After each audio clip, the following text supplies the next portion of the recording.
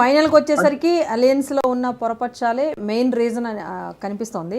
Yes, ఇప్పటి వరకు ఒక రిజల్ట్స్ అయితే వచ్చాయి. బీజేపీ 4 స్థానాల్లో పూర్తి స్థాయిలో విజయం సాధించింది. ఆప్ 3 స్థానాల్లో విజయం సాధించింది. ఇందులో ముఖ్యంగా జంగ్పూరా నుంచి పోటీ చేసిన మనీష్ సిసోడియా ఓడిపోయారు.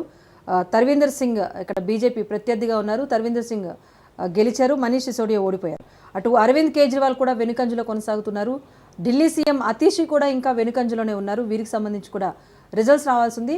మొత్తంగా 7 స్థానాలను అనౌన్స్ చేస్తే బీజేపీ 4 గెలుపొందగా ఆమ్ ఆద్మీ పార్టీ 3 స్థానాలను కైవసం చేసుకుంది. ఎస్ రైట్, కంటిన్యూ చేయండి. రాజేశ్వరి గారు 4-3 చూసింది కదా, 70లో 40-30 అంటున్నాను ఎవరైనా సరే. అంటే నేను జ్యోతిష్కుని కాదు కానీ అదే ఆ ట్రెండ్స్. ఇంకొక మాట చెప్తాను, పద్మవ్యూహంలో అభిమానులను బంధించడానికి అర్జునుడు ఇంకో దిక్కు పంపి ఇవి చేసుకున్నాం కదా, అంతా అయిపోయింది కదా. అట్లనే ఇక్కడ కూడా ఏమైందంటే ఈ 3 సీట్ల మీద మన బీజేపీ బాగా గట్టి పోటీ పెట్టింది. ఎందుకంటే కుంభస్థానాలు కొట్టాలి, ఏనుగు కుంభస్థానాలు కొట్టాలి ఎప్పుడైనా.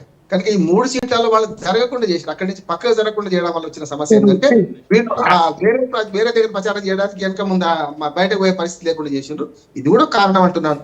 ఇప్పుడు కేజ్రీవాల్ అహంకారం, కేజ్రీవాల్ అవినీతి, కేజ్రీవాల్ 2 సార్లు గెలిచే మొదటిది లెక్క చేసుకుంటే 49లో ప్రభుత్వమే కనుక 10 ఏళ్ల ప్రభుత్వ వ్యతిరేకత, వీటి అన్నిటితో పాటు ఇవాళ బీజేపీ వ్యూహం కూడా పెద్దదంటున్నాడు. బీజేపీ బూత్ లెవెల్లో చాలా పెద్ద ఎత్తున మోహరించింది సైన్యాన్ని. వాళ్ళు ఎట్లా పనిచేయాలి, ఏ రకంగా పోల్ మేనేజ్మెంట్ అంట. నేను వార్డు మెంబర్ దేవప్రసాద్ గారు బాగా తెలుసు. వార్డు మన పోలింగ్ బూత్ ఏజెంట్ నుంచి మొదలు పెడితే రాష్ట్ర ఎన్నికల ఏజెంట్ గా పనిచేశాను. అక్కడ ఏమైందంటే పోల్ మేనేజ్మెంట్ కూడా బీజేపీ బాగా కలిసి వచ్చిందమ్మా. ప్రభుత్వ వ్యతిరేక ఓట్లు కాంగ్రెస్ పార్టీ ఎంత చీల్చుకుంటే కాంగ్రెస్ పార్టీ ఓట్లు 6%, 7% పెరుగుతున్నాయి. ప్రతి శాతం పెరిగితే ఇక్కడ 2 సీట్లు